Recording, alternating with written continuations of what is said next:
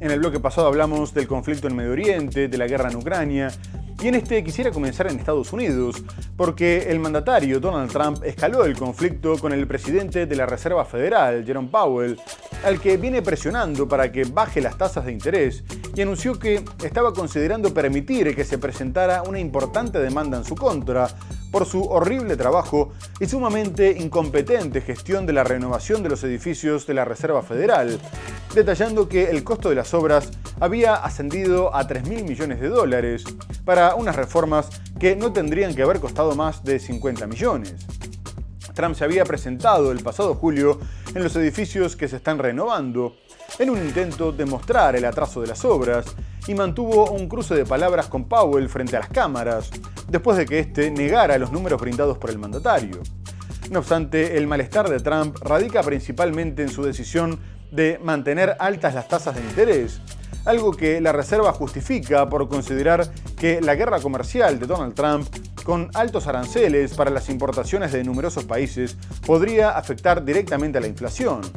Trump había nombrado a Powell en el cargo durante su primer mandato, pero ahora instó a los gobernadores de la Reserva a que lo destituyeran, porque el daño que había causado por llegar siempre demasiado tarde era incalculable y lo calificó de perdedor. Incluso los republicanos le habían advertido a Trump que no podía despedirlo, porque afectaría la independencia de la institución, lo que tendría un impacto negativo en la economía, pero ahora planean usar el gasto en las renovaciones para presionar por su salida. Donald Trump amenazó el martes al presidente de la Reserva Federal, Jerome Powell, con una gran demanda para que rebaje las tasas y por el costo de la renovación de la sede del Banco Central. Estoy considerando permitir que proceda una gran demanda contra Powell debido al horrible y sumamente incompetente trabajo que ha hecho al gestionar la construcción de los edificios de la Fed. $3.000 millones para un trabajo que debió haber sido una renovación de 50 millones. Nada bien, escribió en su plataforma Truth Social.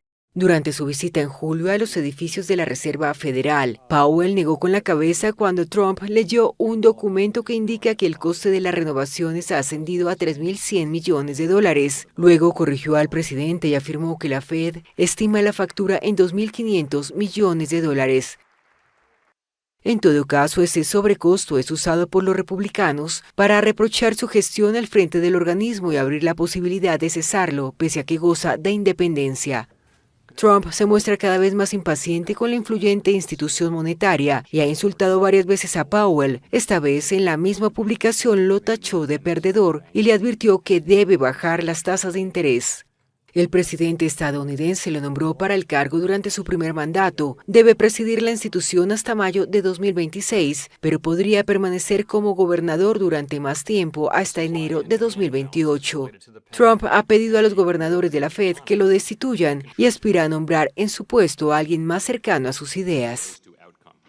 Por otra parte, Donald Trump anunció el comienzo de una cruzada contra el crimen, generando polémica al haber ordenado el despliegue inmediato de tropas de la Guardia Nacional en Washington, D.C., invocando la llamada Home Rule Act, que permite colocar al Departamento de Policía de la capital, gobernada por demócratas, bajo control federal directo, una medida que para muchos es injustificada. El mandatario dijo que había una crisis de seguridad en la ciudad y que estaba controlada por bandas armadas sedientas de sangre, en su mayoría conformadas por inmigrantes ilegales, destacando que se había convertido en uno de los lugares más peligrosos del mundo, superando por ejemplo a la Ciudad de México, a Bogotá o a Bagdad. Además agregó que los cerca de 800 efectivos que planea desplegar van a tener plena libertad para hacer su trabajo adecuadamente y que si era necesario también llevarían el ejército, medidas que extendería a otras ciudades, también demócratas. Por último, Trump dijo que la alcaldesa de la capital, Muriel Elizabeth Bowser, no hacía nada contra el crimen y que la haría caer por propiciar el colapso del imperio de la ley, aunque reconoció que se había opuesto a su pedido de aumentar los policías, afirmando que nunca había visto tantos, aunque Washington D.C. tiene el menor número de agentes de seguridad por habitante, lo que no impidió que los homicidios cayeran un 31% el año pasado, el número más bajo desde el 2019, mientras que el resto de los crímenes también están bajo mínimos anuales y los delitos violentos presentan los mejores registros en 30 años. un infierno de criminales sanguinarios. Así describe el presidente Donald Trump a Washington, D.C., la capital estadounidense gobernada por demócratas, que dice quiere embellecer con el despliegue de al menos 800 efectivos de la Guardia Nacional y la toma del control federal sobre el Departamento de Policía. Esta ciudad ya no será un santuario para delincuentes y migrantes ilegales. Vamos a tener muchos agentes en la calle y esencialmente muchos militares.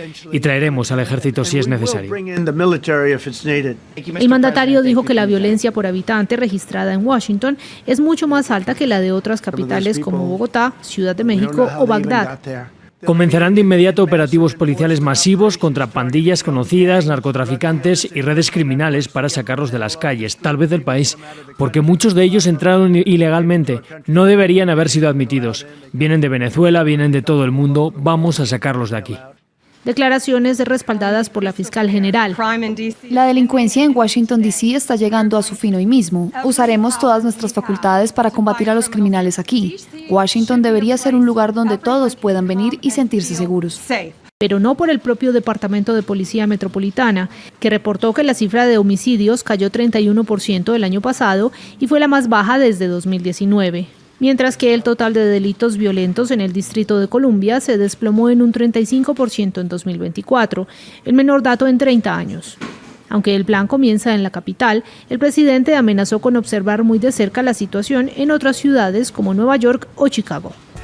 Pero la intención de Donald Trump de aplicar mano dura contra los grupos criminales no se limita a su territorio o a la zona fronteriza, ya que el New York Times reveló que el mandatario estadounidense había firmado una orden ejecutiva con la que autorizaba a sus Fuerzas Armadas a realizar operaciones militares directas en territorio extranjero contra los cárteles de la droga, muchos de los cuales son considerados por Washington como organizaciones terroristas, tras lo cual la presidenta mexicana Claudia Sheinbaum tuvo que salir a aclarar que de ninguna manera contemplaban la posibilidad de una invasión de su vecino del norte.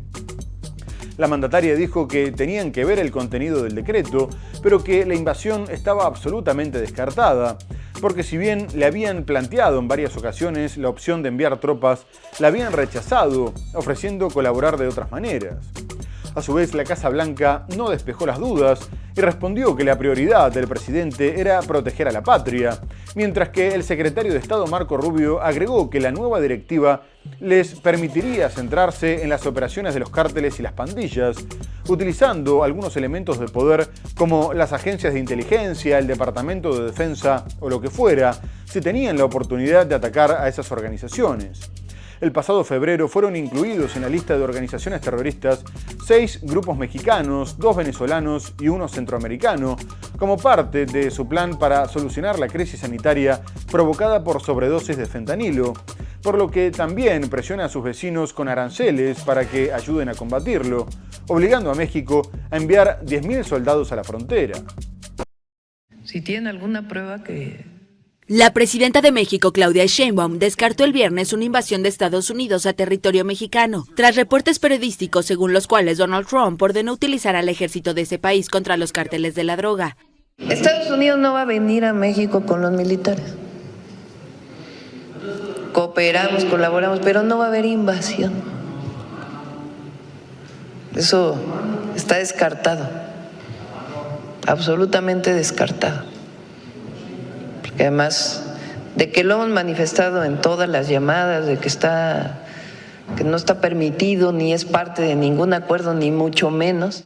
El diario New York Times informó que Trump firmó en secreto una orden que autoriza al Departamento de Defensa a emplear fuerza militar contra cárteles latinoamericanos, que su administración denominó organizaciones terroristas. Por su parte, el diario The Wall Street Journal dijo que Trump pidió opciones al Departamento de Defensa, que incluirían el uso de fuerzas especiales o apoyo de inteligencia, y que cualquier acción estaría coordinada con las autoridades de otros países. La presidenta aseguró que las agencias de Estados Unidos que tienen presencia en México están reguladas.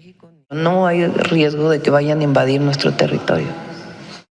La France Press contactó al Pentágono para confirmar la orden, pero no ha recibido respuesta. La administración Trump ha amenazado en varias ocasiones a México con aranceles, al acusar que el país permite la entrada de drogas, en particular de letal fentanilo, y de migrantes indocumentados a su territorio. E incluso en una llamada con Sheinbaum, Trump planteó directamente la entrada del ejército de su país a México para combatir a los cárteles, a lo que la presidenta se ha negado.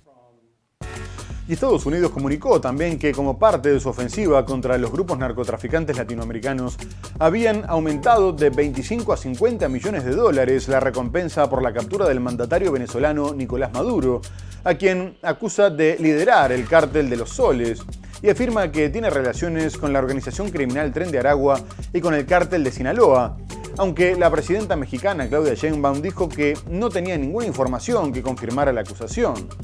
La fiscal general de Estados Unidos, Pam Bondi, aseguró que Maduro era uno de los mayores narcotraficantes del mundo, lo que generó una fuerte condena del gobierno venezolano, y el canciller Iván Gil respondió que la recompensa era una patética propaganda política y que no le sorprendía que llegara en un momento en el que Bondi y el gobierno de Donald Trump en general estuvieran siendo criticados por la manera en la que se manejó el caso de Jeffrey Epstein, ya que se cree que se escondió información del delincuente sexual para proteger a sus clientes. Ya durante el primer mandato de Trump, el Departamento de Justicia había acusado a Maduro de colaborar con las FARC para inundar de droga a Estados Unidos, pero tampoco mostró ninguna prueba. Por su parte, la Asamblea Nacional Venezolana respaldó al mandatario publicando una carta aprobada por los diputados, en la que se afirma que la recompensa era una nueva agresión de Washington y que no podrían cambiar el rumbo elegido por los venezolanos por más sanciones que impusieran. De cualquier forma, el subsecretario de Estado norteamericano, Christopher Landau, anunció que en los próximos días aumentarían la presión sobre Caracas, pero agregó que era el pueblo venezolano el que tenía que alzarse, porque no podían ir por el mundo cambiando gobiernos a su antojo. La Asamblea Nacional de Venezuela manifestó el sábado su apoyo al presidente Nicolás Maduro, calificando de agresión el aumento de recompensa que ofrece Estados Unidos por su captura. La fiscal general estadounidense Pam Bondi anunció el jueves que Washington duplicó la recompensa a 50 millones de dólares por la captura del presidente Maduro, al considerarlo uno de los narcotraficantes más grandes del mundo. El jefe de la Asamblea venezolana, Jorge Rodríguez, leyó una carta que, según él, fue aprobada por unanimidad por los diputados. Rechazamos las absurdas y desesperadas acciones anunciadas por la Fiscalía de Estados Unidos de América, a todas luces ilegales y sin ningún tipo de asidero real, más allá del intento de agresión delirante contra el presidente constitucional de la República Bolivariana de Venezuela, Nicolás Maduro Moros, y contra nuestro pueblo rebelde y valiente.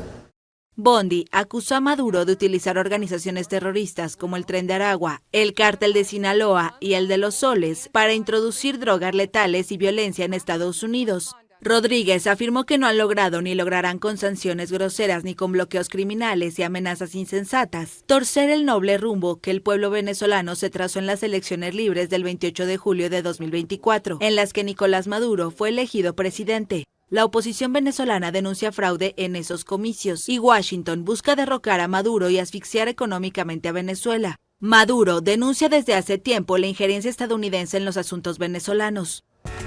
Y en medio de la guerra comercial de Donald Trump contra el resto del mundo, se destaca la tensión que Estados Unidos mantiene con Brasil, al que le impuso aranceles del 50% por considerar que el juicio por golpe de Estado contra el expresidente Jair Bolsonaro era una cacería de brujas. Brasil recurrió a la Organización Mundial de Comercio, mientras varios sectores presionaban al gobierno para que adoptara un plan de contingencia, como la apertura de nuevos mercados y créditos para las empresas afectadas, algo que ya fue anunciado por el gobierno. A su vez, el mandatario Luis Ignacio Lula da Silva afirmó que cuando su intuición le dijera que Donald Trump estaba dispuesto a hablar, no dudaría en llamarlo, pero que creía que no quería hacerlo y que no se iba a humillar. Además, dijo que no tenía intención de anunciar medidas recíprocas y consideró que los daños por los aranceles no serían tan drásticos para su economía, pero que tenían que velar por el mantenimiento de los puestos de trabajo, buscando nuevos compradores. Por último, comunicó que iba a llamar a los líderes de los BRICS para proponer una respuesta conjunta a la política proteccionista de Trump.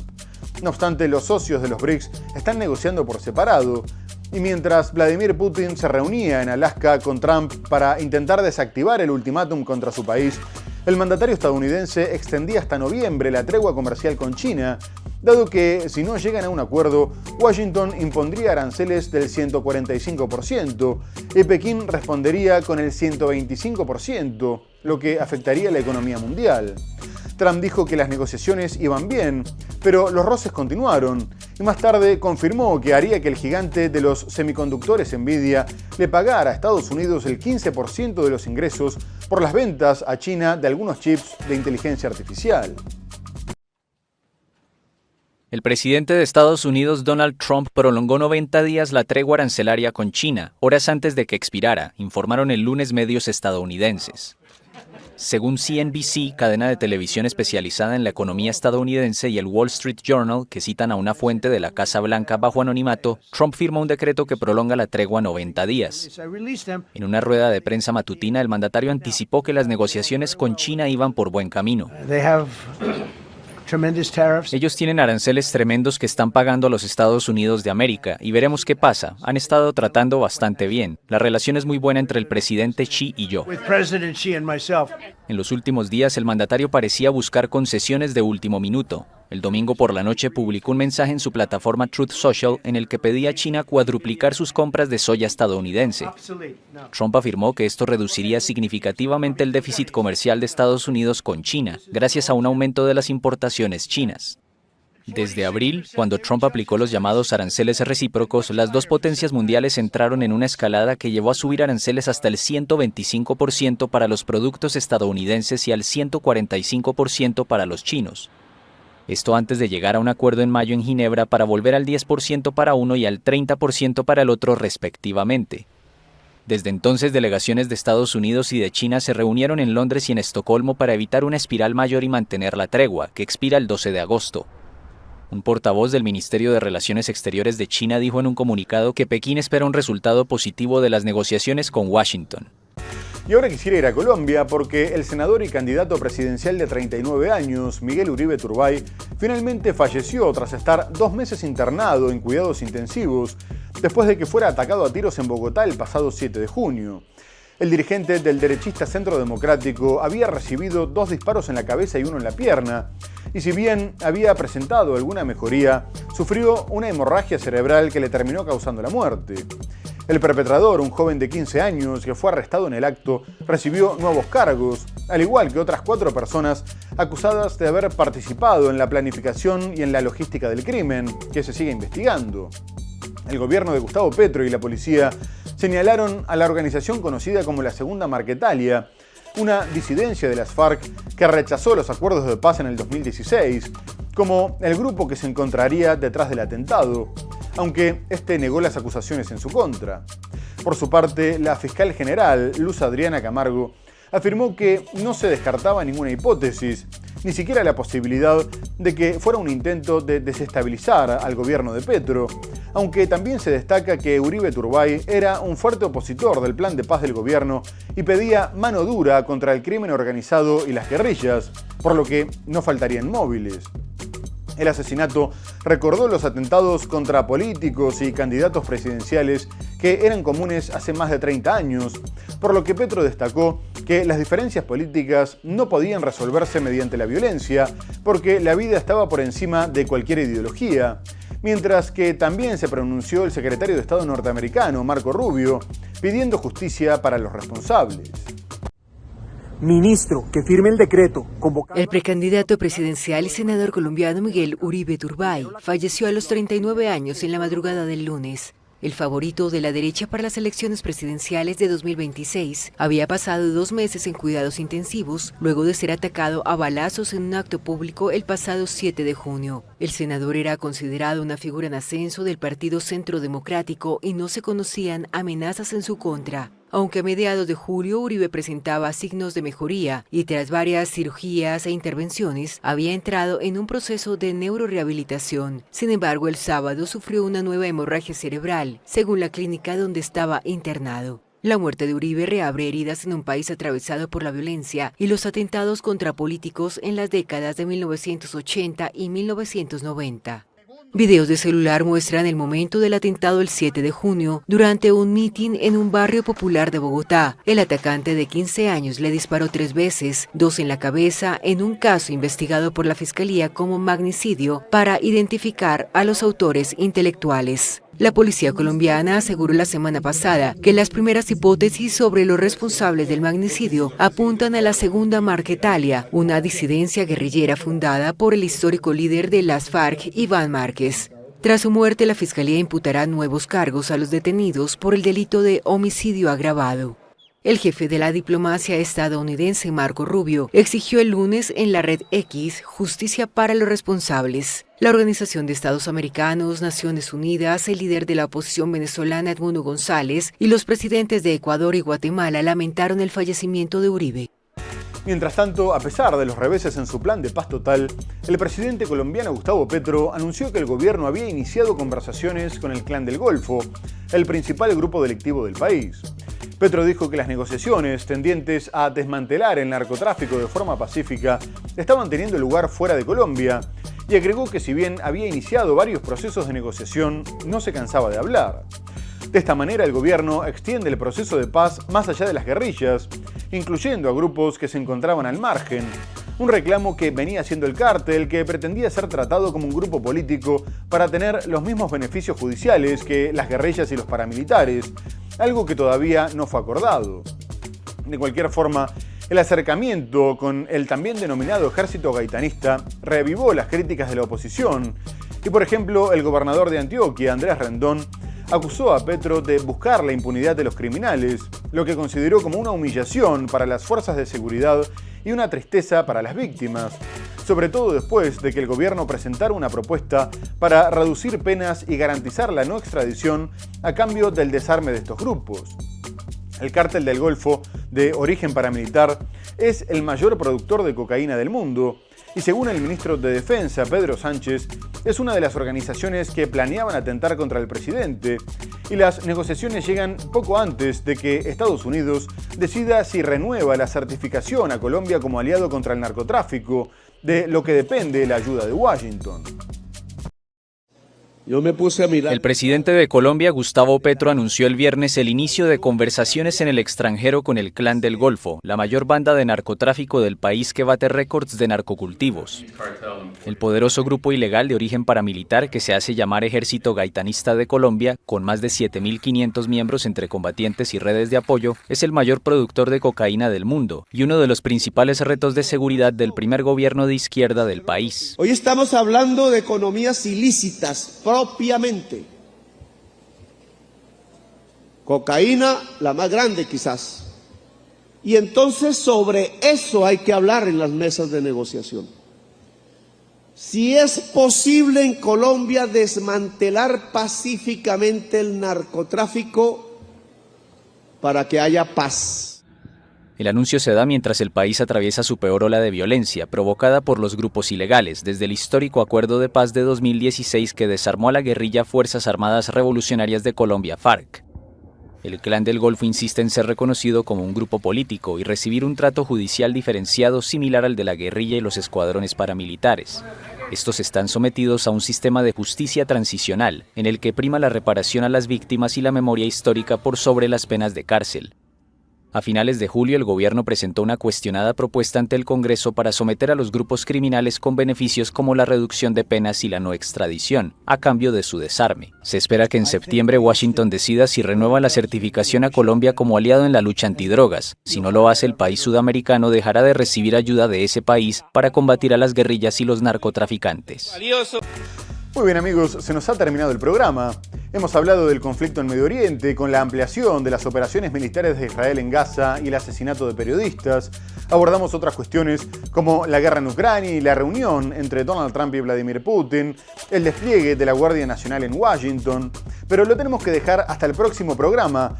Muchas gracias por habernos acompañado y hasta entonces.